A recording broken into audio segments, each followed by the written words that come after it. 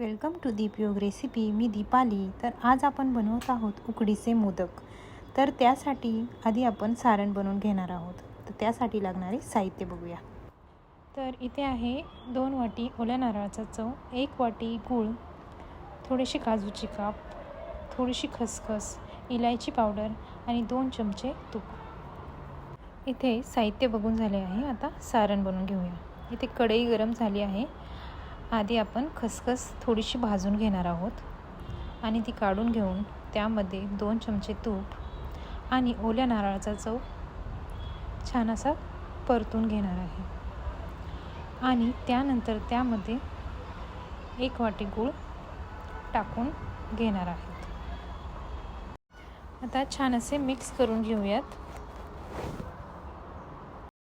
तुम्ही बघू शकता गूळ छान असा मेल्ट होत आहे. हे मिश्रण रेडी होत आहे. मिश्रण ऑलमोस्ट तयार झाले आहे. आता त्यामध्ये आपण भाजून घेतलेली खसखस घालूया आणि परत एकदा मिक्स करून घेऊयात. आता यामध्ये मी काजूचे काप आणि इलायची पावडर टाकून घेत आहे आणि पुन्हा एकदा छान असे मिक्स करून घेत आहे. तर इथे उकडीच्या मोदकासाठीचे सारण तयार झाले आहेत. हे काढून घेऊया आणि थंड करून घेऊया. तर आपले छान असे सारण तयार आहे. आता उकड बनवण्याचे साहित्य बघून घेऊया. तर इथे मी 2 वाटी तांदळाची पिठी, 1 वाटी पाणी, 1 वाटी दूध, थोडंसं मीठ आणि 2 चमचे तूप घेतलेलं आहे. चला आता उकड बनवून घेऊया. त्यासाठी मी पातेलं घेतलं आहे. त्यामध्ये 1 वाटी पाणी, 1 वाटी दूध, थोडंसं मीठ आणि 1 चमचा तूप घालून घेणार आहे. आणि ह्या मिश्रणाला थोडीशी उकळी आली की त्यामध्ये तांदळाचे पीठ टाकून घेणार आहेत आणि छान असे हलवून घेणार आहे.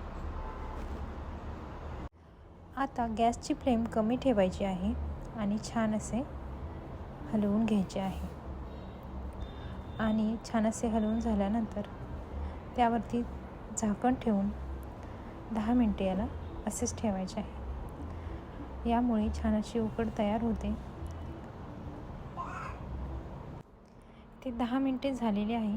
मी उकड एका परातीमध्ये काढून घेतलेली आहे आणि तिला मी इथे तांब्या घेतलेला आहे आणि त्याने थोडंसं मॅश करून घेत आहे. तुम्ही मॅशर देखील घेऊ शकता. खूप गरम असते त्यामुळे मी छान असं तांब्याने याला मॅश करून घेत आहे. आणि हाताला सोसवेल असे झाले की हाताने छान असे मळून घेणार आहेत. पीठ मळत असताना जर पीठ कोरडे वाटत असेल तर तुम्ही हाताला पाणी लावून देखील पीठ छान असे मळून घेऊ शकता. इथे माझे पीठ छान असे मळून तयार झाले आहे. मी गोळा करून बघत आहे. तर छान असे पीठ तयार आहे. चला आता मोदक वळून घेऊया. इथे छान अशी मोदकाची मी पारी तयार करून घेत आहे. मी हाताला थोडंसं कोरडं पीठ लावलेलं आहे आणि छान अशी पारी तयार करून घेत आहे. आतमध्ये थोडंसं जाड ठेवायचं आणि साईडनी असं तापत जायचं. त्याने छान अशी पारी तयार होते. इथे छान अशी पारी तयार करून झालेली आहे. आता याला छान अशा कळ्या पाडून घेऊया. तुम्ही बघू शकता या प्रकारे मी कळ्या पाडून घेत आहे. आता छान अशा कळ्या पाडून झालेल्या आहे. आता यामध्ये सारण भरूया आणि छान असे मोदकाला हळूवार पद्धतीने बंद करून घेऊया.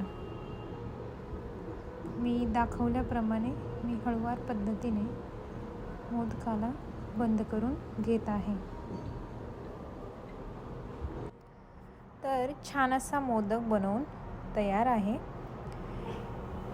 तुम्ही बघू शकता मस्त अशा कळ्या आलेल्या आहेत. तर याच पद्धतीने मी सर्व मोदक बनवून घेतलेले आहेत. इथे मी 11 मोदक बनवून घेतलेले आहे आणि बाकीचे सारण व थोडंसं पीठ जे होतं ते तसंच ठेवलेलं आहे. तर आता आपण मोदकाला छान असे वाफवून घेणार आहोत.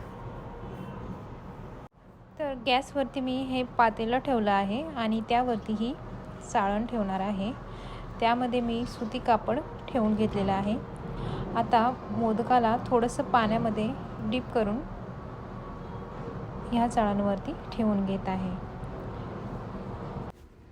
झाकण ठेवून 10 मिनिटे मी वाफवून घेणार आहेत. तर तुम्ही बघू शकता आपले छान असे मोदक बनवून तयार आहेत.